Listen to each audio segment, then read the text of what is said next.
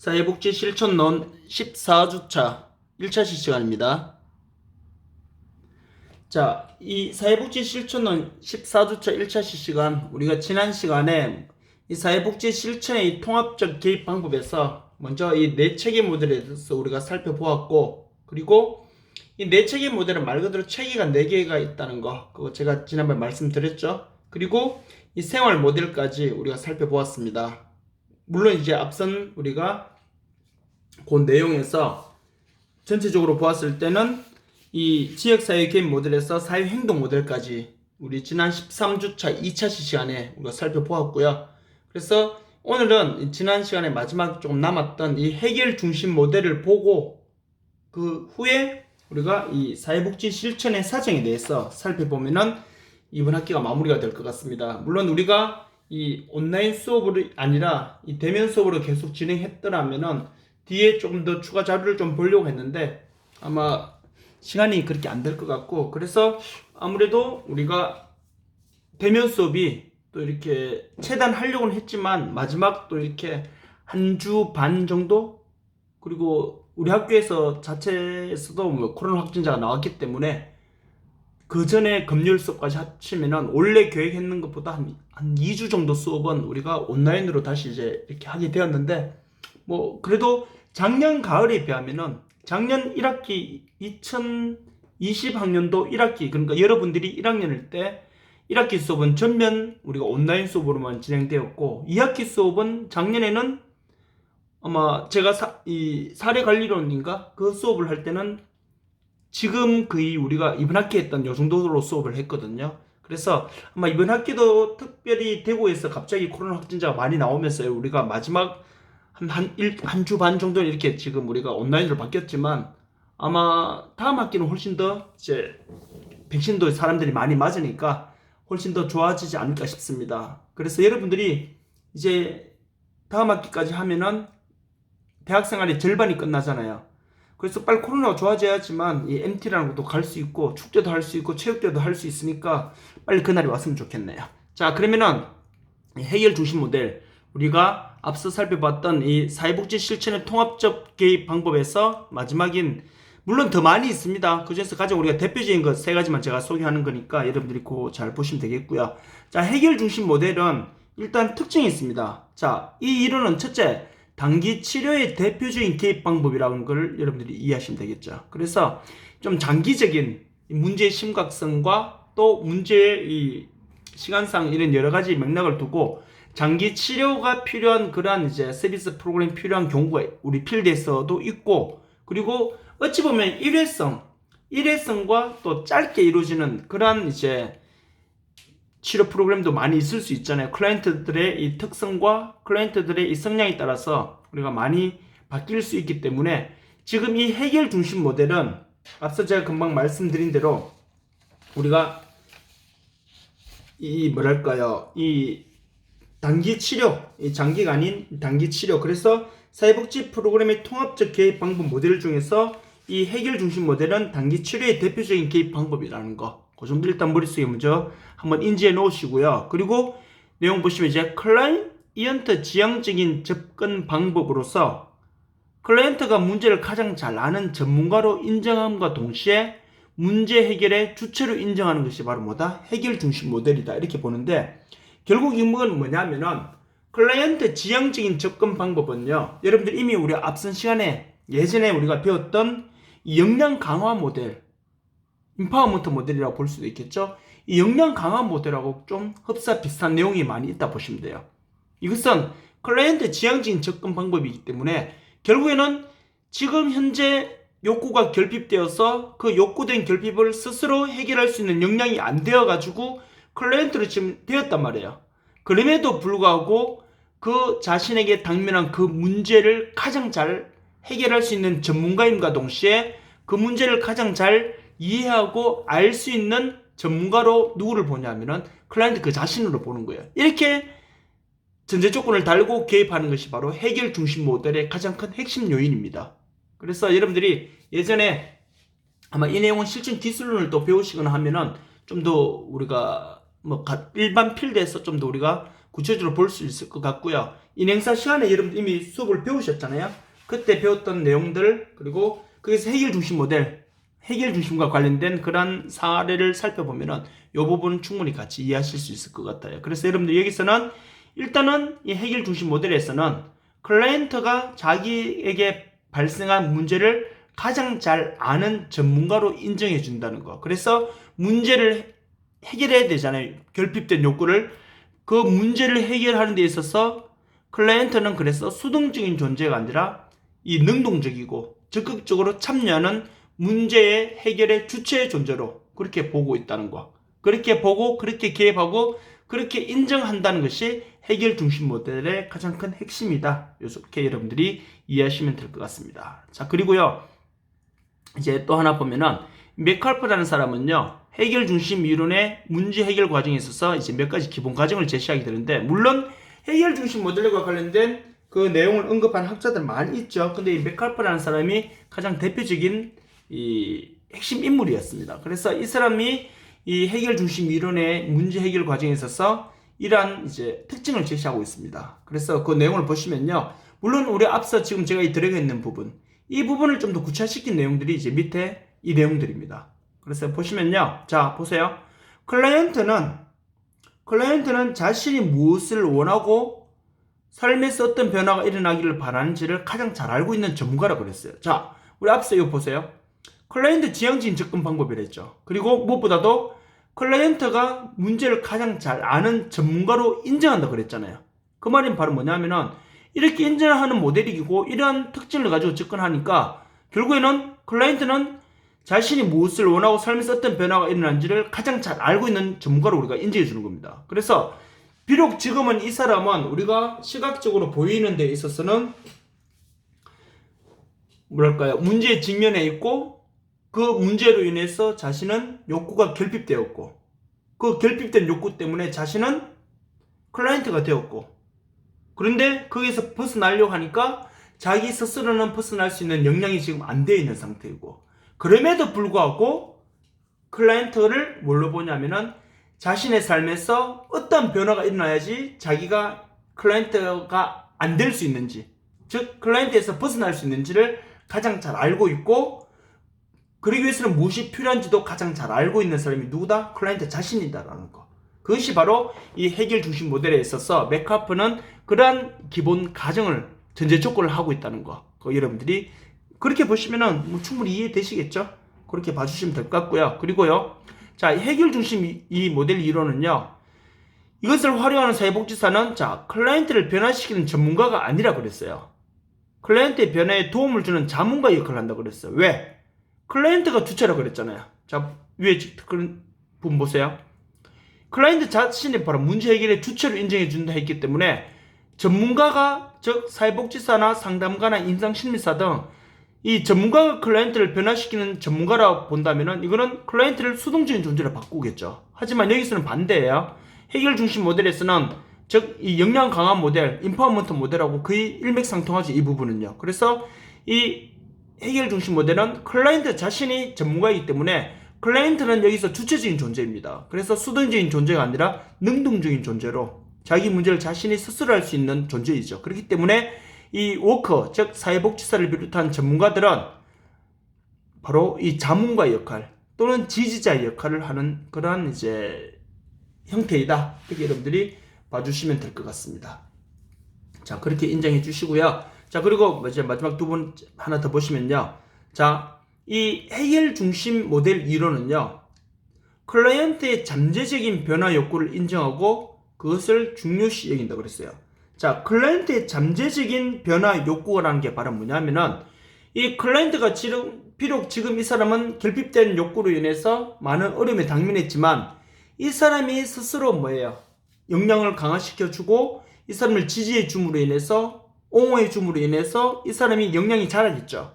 그러면은 이 사람이 자신의 내면 속에 있는 자신이 변하고 싶어하고 자신이 변화된 모습에서 어떤 것을 창출해낼 것인지 이것을 이 사람한테 내면에 있는 것을 인정해 주는 겁니다. 그래서 클라이언트의 잠재적인 변화 욕구를 결국 중요시 여긴다는 거. 왜? 이 사람 비록 지금은 클라이언트지만 자신의 내재에 있는 그런 잠재적인 그런 역량을 통해서 충분히 그것을 이겨낼 수 있는 주체적인 존재로 봐준다는 거죠. 그렇기 때문에 이런 잠재적인 변화를 굉장히 중요시 여긴다는 거. 그걸 여러분들이 잘 이해해 주시고요. 그래서 사회복지사와 클라이언트의 관계는 바로 어찌 보면은 뭐 수동적이고 능동적이고 뭐 그런 걸 떠나가지고 이 사회복지사와 클라이언트는 여기서 협력적인 동료 관계로 그렇게 보고 있다는 거. 예전에 전통적인 사회복지 실천 현장에서는요, 클라이언트는 굉장히 수동적인 존재였어요. 이 정책을 또는 프로그램을 진행하는 이 워크가 클라이언트에게 예를 들어서 뭐 지시하는 대로 클라이언트는 수동적으로 따라가는 존재였거든요. 그래서 너는 이걸 이렇게 하고 저렇게 하고 따라가는 존재로 이루어졌지만 지금은 클라이언트와 이 사회복지사가 즉 워크가 함께 가는 동료적인 관계입니다. 그러다 보니까 뭐 예전에 이런 말 좀 하지만 뭐 주종 관계도 아니고요. 동료 관계입니다. 그렇기 때문에 예전에는 우리가 클라이언트란 말을 잘 쓰지도 않았죠. 그쵸? 클라이언트란 말은 지금 그래서 시대가 변하면서 사회복지라는 이런 사회적인 시각이 우리가 계속 발전하고 있잖아요. 그것은 클라이언트를 바라보는, 즉 클라이언트를 지칭하는 그런 용어로 인해서 많이 바뀌고 있어요. 옛날에는요, 아주 옛날 사회복지 대상자를 우리가 뭘로 보냐? 문제인 사람, 문제야, 또는요 문제에 당면한 사람, 욕구가 결핍된 사람, 이런 식으로 우리가 표현을 했단 말이에요. 근데 지금은요 클라이언트란 말을 공통적으로 쓰고 있잖아요.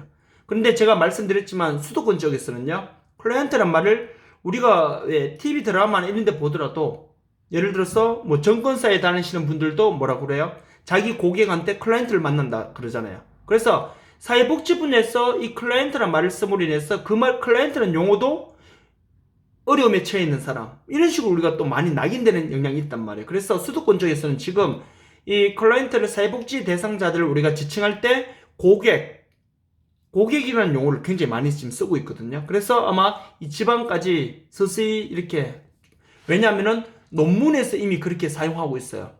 그렇기 때문에 이 논문에서 그렇게 쓰고 있다는 거는 전국적으로 이제 이렇게 점점점점 더 확장되어 가겠죠. 자, 이처럼 해결 중심 모델에 있어서는요, 가장 여러분들이 이제 기억하셔야 될 것은 바로 이 문제의 직면에 있고 욕구가 결핍된 클라이언트의 문제를 가장 잘 알고 있고 가장 잘 해결할 수 있는 전문가는 클라이언트 자신이라고, 클라이언트를 그 문제 해결의 주체로 인정한다는 거. 그걸 여러분들이 일단 먼저 잘 이해하시고요. 그럼 메카퍼의 이 해결 중심 이론의 이 기본 과정, 즉 전제 조건은 바로 이렇게 이루어진다는 거. 그 중에서 가장 핵심적인 거, 클라이언트는 자신을 변화시킬 수 있는 가장 대표적인 전문가라는 걸, 그걸 보면서, 그렇기 때문에 전문가와 클라이언트는 어떤 관계이다? 협력적이고 함께가는 동료 관계라는 거. 이 부분을 여러분들이 잘 이해하시고 본다면 크게 어려움 없이 지나갈 수 있을 것 같습니다. 자, 이렇게 보시고요.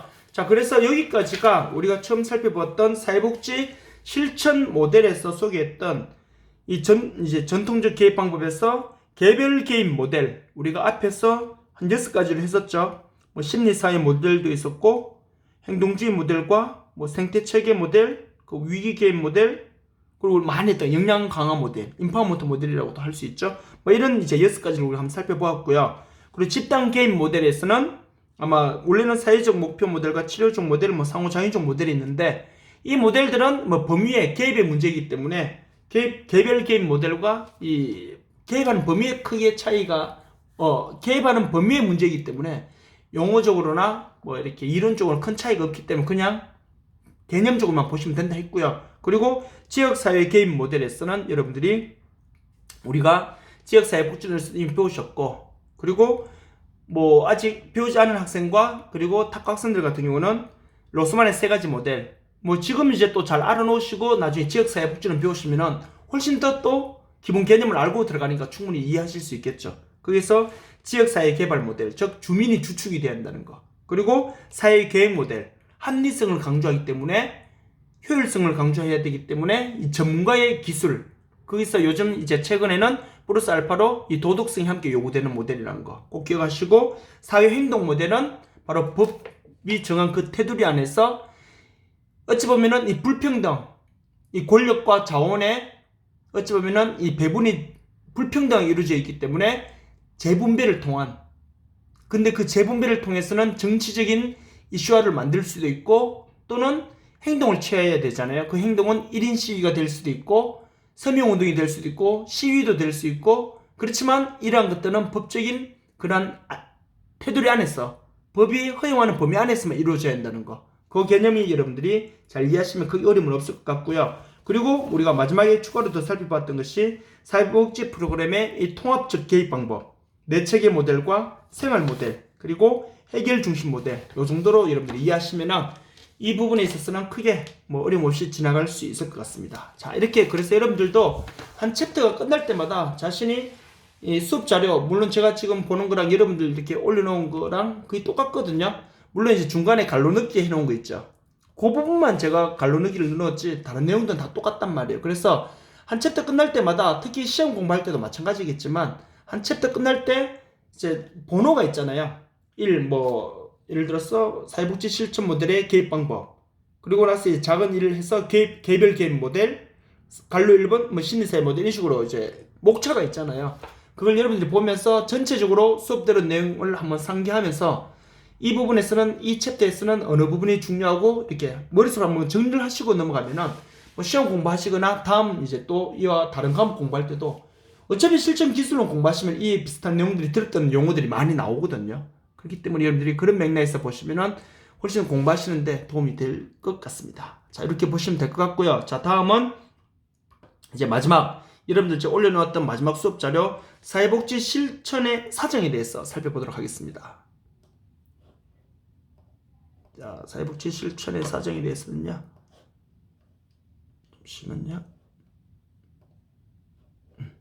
자, 사회복지 실천의 사정에 대해서 이제 살펴보고, 이제 이 챕터가 끝나면 이제 종강이 되겠죠. 자, 그래서 이 사회복지 실천의 사정은요, 여러분들이 이미 아시는 바와 마찬가지로 이 사정은 어세스먼트 단계. 그래서 여러분들이 우리 앞 시간에 예전에 이 수업 시간에 했었어요. 그렇지만 그때는 우리 사회복지 실천에 이 접근하고 그 과정에 대해서 할 때 우리가 접수를 하고, 그리고 어세스먼트 단계는 이 사정을 하게 되고, 그리고 이제 우리가 목표 설정하고 이렇게 쭉 가는 게 있었잖아요. 그때 우리가 살펴봤던 내용들인데, 사회복지 실천 이제 필드에서 보면은요, 이 사정이라는 과정이 굉장히 중요하게 여겨지거든요. 그래서 이 사정을 제가 추가로 일단은 마지막 우리 수업 자료를 올려놓았고, 그리고 우리가 온라인 수업이 아니고 대면 수업이 계속 이루어졌더라면은 실제 그러면은 이제 사례를 들어서 이 사정이 어떻게 이루어지는지 그런 내용을 잠깐 한번 다루려고 했는데, 또 어쩌면 불가항력적인 그런 이제 지금 우리 개인의 힘으로 어떻게 할 수 있는 문제가 아니잖아요. 물론 개인이 개인 관리를 이렇게 거리두기를 비롯한 개인 위생이나, 아니고 또 그리고 국가에서 하지 말라면 좀 하지 말고, 그렇게 정부를 이렇다 K방역해서 K방역이 뻥이다, K방역을 잘한다 못한다, 이 말을 우리 하기 전에 먼저 우리가 지켜야 될 책임도 좀 다해야 될 필요가 있겠죠. 제가 지금 정부를 잘한다 못한다 이걸 말하는 게 아니라, 정부에 대해서 찬성하는 사람도 있고 정부에 대해서 반대하는 사람도 분명히 있거든요. 야당이 있고 여당이 있는 것처럼. 하지만 정부에 대해서 선서를 하는 사람들은 일단 자기가 해야 될 책임을 먼저 다 한 다음에 해야 될 선서리도 해야 되겠죠. 그래서 여러분들도 젊기 때문에 더 잘 지켜야 되겠죠. 왜? 저보다 이 땅에서 더 오래 살아야 되잖아요. 그리고 여러분 부모님보다 이 땅에서 더 오래 살아야 될 사람들이잖아요. 이제는 여러분들하고 저하고 나이 차이가 벌써 20년 이상 차이 나기 때문에 이 땅에서는 저희가 살아온 날보다 여러분들이 살아온 날이 적잖아요. 그 말은 제가 살아갈 날보다 여러분들이 살아갈 날이 더 많단 말이에요. 그렇기 때문에 이 땅이 더 이렇게 체계적으로 잘 갖춰져 있어야 되겠죠. 그렇기 때문에 개인이 책임을 잘 또 지켜야 될 필요가 있겠죠. 그런 다음 책임을 이수한 다음 자기 권리를 행사해야 되겠죠.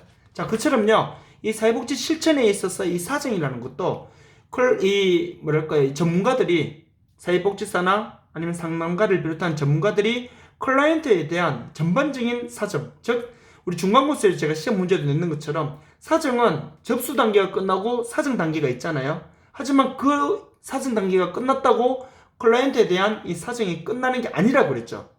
종결하는 그 순간까지 사정은 계속 이어진다는 거, 그거 여러분들이 잘 이해하시면 될 것 같습니다. 자, 일단 그렇게 봐주시면 될 것 같고요. 그래서 일단 여러분들이 사회복지 실천에 있어서 이 사정은요, 자, 먼저 내용부터 보면서 가겠습니다. 사회복지 실천의 이 사정 과정은, 자, 1단계인 접수 과정에서 수집된 제일 먼저 우리가 사회복지 실천 과정에 보면은 접수 있죠. 접수한 다음 바로 이제 어세스먼트 단계를 가잖아요. 자, 접수 과정 제일 먼저 1단계인 접수 과정에서 수집된 이 클라이언트의 욕구와 자원을 종합적으로 이제 분석하여 종합적으로 분석해서 자 보세요. 클라이언트가 어떤 유형의 서비스를 필요하는 것을 결정하는 겁니다. 자, 이게 바로 뭐냐면요. 자, 일단은 접수 단계에서는 클라이언트가 필요로 하는 욕구가 무엇인지, 예를 들어서 저희 여기에 저희 지금 제가 이 수업 영상을 찍고 있는 우리 여기 저희 법인 사무소에서는요, 지금 제일 대표적인 게 심리상담 지원이랑 심리상담사 자격증 따는 거랑 뭐 이런 것들을 우리가, 그리고 대구시 공모사업 위주로 한단 말이에요. 여성가족부 사업하고 행안부 사업 이런 거 위주로 한단 말이에요. 그런데요, 저희 여기는 심리상담 서비스 받으러 제가 주 담당하는 이 바우처 사업이 있단 말이에요. 이 바우처 사업에서 심리상담 관련된 내용들을 제가 주 메인으로 담당하고 있고요. 그리고 추가로 하고 있는 게 심리상담사 자격증 학회랑 연계시켜서 자격증 받을 수 있는 그런 걸 같이 하고 있는데, 근데 지금 자 우리 예를 들어서 여기에도요, 누군가 욕구가 필요한 클라이언트가 올 수가 있잖아요. 물론 우리는 이제 일반 복지관처럼 그런 기관은 아니지만, 자 그런데 예를 들었어요, 클라이언트가 왔는데 이 클라이언트는 예를 들어서 직업 교육을 받아서 새로운 직업을 만들고 싶어하는, 이제 가지고 싶어하는 그런 클라이언트라면은 그 클라이언트가 가지는 그 욕구는요, 자 보세요, 그 욕구는 우리가 줄 수 있는 게 아니란 말이에요. 우리 사무실 입장에서는요. 그러면 다른 기관에 연계시켜야 되겠죠. 그래서 자 사회복지 실천 과정에서의 사정은 결국 접수 과정에서 클라이언트의 욕구가 뭔지가 파악이 되는 거예요. 클라이언트의 욕구가 파악이 되면은 그 욕구를 채워줄 수 있는 자원이 우리 기관에 있으면은 매칭이 되어서 다음 단계로 넘어가는 거예요. 다음 단계에 넘어간 게 바로 뭐냐면은 이 사정 단계란 말이에요. 그 사정 단계에서는요, 클라이언트가 결국 서비스를 받는데 어떤 서비스를 필요한 걸 결국 마지막 최종적으로 결정하는 겁니다. 이해되시겠죠? 그래서 저희 기관 같은 경우는 지금 현재 되게 보면은 이제 학교에 계시는 선생님들도 마찬가지고요. 그리고 지금 학교 관련된 일을 하시는 분들하고 특히 교육 쪽 관련된 일을 하시는 분들하고, 그리고요 이 사회복지사 쪽에 계시는 분들이 저희하고 있으면서 뭘 받기를 원하냐면은 지금 현재 노인 요양보호사 자격증이랑 사회복지사 자격증 국가 자격증이란 말이에요. 국가에서만 발급한단 말이에요. 그런데 심리상담사 자격증은 국가 자격증이 아니에요. 아직 우리나라에 국가 자격증이 없어요. 국가에서 발급을 안 합니다. 대신에 국가에서 허가를 내준 그 인정한 기관에서 발급할 수 있도록 만들어놨어요. 아직 우리나라는요. 그래서 그 역할을 우리 지금 연구소에서 하고 있거든요. 그래서 저희는 심리상담사 자격증이랑 학교폭력상담사 자격증, 그리고 인지행동심리상담사, 그리고 노인상담사, 미술심리상담사 이렇게 지금 저희가 하고 있단 말이에요. 그렇기 때문에 자 그 교육을 우리가 하고 있는데, 지금 예를 들어서 제가 오늘 저녁에도 지금 수업을 이제 심리상담사 과정 수업을 해야 되거든요. 그래서 그 과정을 이제 공부하는데 중요한 거는 그 욕구가 있는 사람이랑, 즉 자격증을 받고 싶어하는 그 욕구가 있는 사람이랑 우리 기관이 줄 수 있는 그 자격증 연계시켜주는 그거랑 매칭이 되니까 그걸 하는 거예요 지금요. 근데 그 매칭이 된다는 건 바로 뭐냐면은 접수 단계에서 이 사람의 욕구가 뭔지 그리고 우리가 줄 수 있는 자원이 뭔지를 분석한 다음에 뭐 하는 거죠. 그러면은 당신은 우리랑 이 과정을 통해서 뭐 할 수 있다? 그쵸, 심리상담사 자격증을 받을 수 있다. 또는 당신은 우리한테 학교폭력상담사 자격증을 받을 수 있다. 이게 결정이 되면 이제 서비스가 시작이 되는 거죠. 아시겠죠? 그래서 이것은요, 이후 서비스의 계획과 기업에 연결돼야 한다는 거예요. 이게 바로 뭐냐면은 이렇게 결정되고 나면은 앞으로 네가 어떤 서비스를 받아서 어떻게 이루어지고 나중에 어떤 결과를 만들어낼 것이라는 게 결정이 되겠죠. 그래서 이 사회복지 실천에 있어서의 사정은요, 굉장히 중요한 의미를 가진다는 거, 그걸 여러분들이 잘 이해해 주시면 될 것 같습니다. 자, 그리고요 나중에 추가로 혹시나 여러분들이 뭐랄까요, 심리상 일단은 우리 사회복지학과에서도 이 심리상담사 자격증을 주진 않잖아요. 학교에서도 심리상담사 자격증이나 아니면은 학교 사회복지사로 계획하시는 분들도 많잖아요. 학교 사회복지사는 학교 사회복지사 자격증이 있어야 돼요. 이 국가시험 쳐가지고 매년 5월달인가 시험 칠 거야 아마. 그런데 플러스 알파로 예를 들어서 내가 노인시설에 취업을 하려고 하잖아요. 그런데 노인요양보호사 자격증이 있어요. 사회복지사 자격증도 있어요. 국가 자격증이니까 있어야지만 취업이 되잖아요. 그런데 똑같은 조건이면은 내가 스펙 하나를 더 갖추기 위해서는요, 민간 자격증인 국가에서 아니 민간 자격증을 만들어놨습니다. 상담사 자격증은 노인 상담사, 노인 전문 상담사 자격증을 갖고 있거나, 학교에 들어가는데 학교 사회복지사 자격증은 있지만 학교 폭력 상담, 요즘 학교에서 제일 예민한 민감한 사항이 폭력 문제잖아요. 그래서 학교 폭력 상담사 자격증을 갖고 있거나 이래 되면요 훨씬 자기 스펙이 될 수 있겠죠.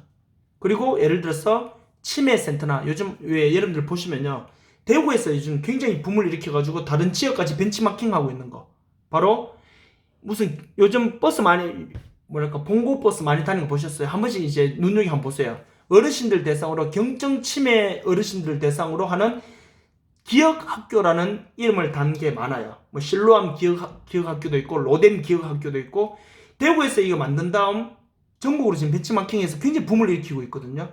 그래서 이런 경우에는 ADHD나 아니면은 노인 치매, 경증 치매 그쪽 분야에 일하려면은 인지가 들어간 자격증이 많이 또 요구를 하고 있어요. 그래서 인지 심리 상담사 자격증이 있으면 또 플러스 알파 스펙이 되겠죠. 자, 그래서 나중에 여러분들이 우리 학교에서도 방학 기간에 이럴 때 잘하면 하는 경우도 있을 수도 있어요. 이런 과정을요. 있으면 필히 참여하셔가지고 학교에서 하는 경우는 큰 돈 안 들이고도 다 받을 수 있거든요. 그렇기 때문에, 근데 발급 기관이 어딘지도 굉장히 중요하기 때문에 그거 잘 보시고요. 그리고 혹시나 또 추가적으로 이런 자격증이 필요하시다면 나중에 저한테 개인적으로 뭐 이렇게 문자를 주시거나 하면은 제가 이 자격증을 또 뭐 필요에 따라서 받을 수 있는 그러한 이제 방법도 제가 알려드리도록 할게요. 요즘 스펙이 100% 중요한 건 아니지만 그래도 같은 분야에서 일할 때 그 업종에 있다 보면은 없는 곳에 있는 게 낫거든요. 그렇기 때문에 저도 필드에 있어 보니까 가능한 제 기관에서도 누군가를 또 직원을 뽑을 때도 보면은 스펙을 메인으로 보는 건 아닌데 똑같은 조건이면은 그런 자격증을 하나 더 갖고 있다는 거는 자기 개발을 위해서 또는 그쪽에 더 투자를 했는 사람, 더 노력을 했는 사람으로 인정받을 수 있잖아요. 그렇기 때문에 나중에 그런 것이 혹시 필요하면은 여러분들에게 제가 연결해 드리도록 하겠습니다. 안 그래도 여러분들 선배 중에 이번에 졸업했는 선배들 중에 한 명 친구는 지금 그렇게 해서 5월 16일이었나요? 5월 17일, 5월 17일 날짜로 마지막 심리상담사 자격증을 받은 학생도 있거든요. 그렇기 때문에 혹 그런 경우 궁금한 게 있으면 나중에 따로 연락 주시면 제가 또 이렇게 뭐 어찌 보면 제가 여러분들 선배잖아요. 제가 우리 학교에서 공부를 다 했기 때문에 학부 석사 박사를 우리 학교에서 유일하게 졸업한 1호잖아요. 아직요. 학부 석사 박사를 우리 학교에서 다 했는 사람 저밖에 없거든요. 지금도요. 물론 이제 학부 석사까지 한 사람도 있고 박사만 한 사람도 있고 석사 박사 한 사람은 이제 들어있지만은 학부부터 석사 박사를 다 한 사람은 저밖에 없어요. 우리 학교에서 아직까지요. 사회복지학과가 만들어진 지 20년이 지났죠. 우리 학교도요. 근데 아직 저밖에 없어요. 지금도요. 그렇기 때문에 선배로서 해줄 수 있는 어찌 보면 하나의 뭐랄까요, 뭐 정보라고 할까요? 그래서 나중에 필요하시면은 물론 타과 학생들도 똑같이 적용돼요. 궁금한 거 있으면 언제든지 문자를 눌러주시면 제가 그에 대해서 방법을 설명해 드리도록 할게요. 자, 다음요. 이제 사회복지 실천 사정의 특성에 대해서 이제 살펴보도록 하겠습니다. 자, 사회복지 실천의 사정의 특성은요, 한마디로 보시면은, 자, 사정이라는 거는 일단 사정이라는 개념은 잘 알고 있잖아요. 우리가. 그쵸? 이미 앞선 시간에도 우리가 예전에 실천 과정에서 할 때도 사정에 대한 개념, 기본적인 개념을 이미 다 우리가 배웠으니까. 그래서 사정은, 자, 보시면은 클라이언트의 욕구와 문제를 해결하기 위한 장단기 목표를 세우고요. 목표 달성을 위한 원조 방법을 결정하는 겁니다. 결국 뭐냐면 사정은 그 사람의 클라이언트에 대해 계속 알아가는 거거든요. 계속 뭐냐면 파헤치는 겁니다. 양파 껍질을 벗기듯이 계속 벗겨 나가는 거예요. 그러면은 이 사람의 진짜 욕구가 뭔지, 이 사람에게 있어서 진짜 이 사람을 클라이언트로 만든 그런 문제가 뭔지, 그러면은 그 문제를 해결하기 위해서 뭐가 필요한지, 이런 것들을 결국 뭐를 통해서, 그쵸? 사정을 통해서 다 알아내는 거예요, 지금요. 그래서 보면은 이제 이 사정이라는 건 결과적으로 이 목표 달성을 위한 원조 방법을 결정하겠죠. 왜? 알아봐야 되잖아요. 파헤쳐 봐야 되잖아요. 그리고 언제 사례를 종결 지을 것인가를 인식하는 개입이 기반이 된다는 거. 결국에는 이 사람에 대한 문제를 정확하게 다 정밀하게 구체적으로 잘 파악하고 구체적으로 모든 것이 잘 결정이 되고 나면요, 결국 어떻게 될까요? 이 사람에 대해서 이제 이런 클라이언트 같은 경우 이런 문제에 직면한 사람이라면은 다 파헤쳐보고 다 알아보고 결정하고 보니까 이런 케이스인 경우에는 6개월 정도의 서비스 프로그램이 필요하다. 이런 경우에는 5개월의 서비스가 필요하다. 결국 뭐냐면은 사례를 언제쯤 종결할 것인가를 대충 짐작할 수 있게 되는 그런 것도 만들어질 수 있겠죠. 근데 정확한 사정이 안 일어나면요, 이 클라이언트의 진짜 핵심적인 문제가 뭐가 안 된 거야? 욕구가 캐칭이 안 된 거잖아요. 욕구가 제대로 파악이 안 됐는데 이 사람 사례가 언제 종결될 것인가, 이걸 우리가 판단할 수 있는 문제가 아니잖아요. 혹 어세스먼트, 즉 이 사정을 제대로 정확하게 사정을 못하게 되면요, 클라이언트는 A라는 문제 때문에 심각한 문제가 계속 B에 가려져 있어요. 그런데 사정을 제대로 하지 못해서 이 B에 가려져 있는 문제는 파악이 안 된 거예요. 그래서 이런 경우는 3개월이면은 프로그램 잘 진행하면 끝나겠네 했는데 알고 보니까 그 모습은 3개월이면 지워지는데 이 메인 문제는 해결이 안 된 거예요. 그리고 종결하게 되면요, 더 큰 문제가 발생할 수 있겠죠. 그렇기 때문에 이 사정이 그만큼 중요하다는 거예요. 그래서 결국 사정은요, 클라이언트의 욕구와 문제를 해결하기 위한 장단기 목표를 쓰고, 여기서 말하는 이 사정은 올바르게 잘 형성된 사정이란 말입니다. 그래서 목표 달성을 위한 원조 방법도 결정하게 되고, 결국 언제 종결할 것인가도 다 결정하게 되는 그런 이제 내용을 가지고 있다, 이렇게 보시면 되겠죠. 그래서 이제 이어서 보시면은 사정은 자원 부족으로 클라이언트의 욕구를 제한시켜도 안 되지만, 결국 이건 많이 들어보셨죠? 비현실적인 희망을 갖게 해서도 안 된다는 거. 결국 뭐냐면은, 이 클라이언트를 내가 사정하기 시작했어요. 클라이언트에 대해서 굉장히 어떻게 해요? 많은 것을 파악하고 클라이언트에 대해서 많은 것을 파헤쳐 봤지만, 결국에는 이 지난 수업 시간에도 제가 수업 시간에 말씀을 드렸었죠.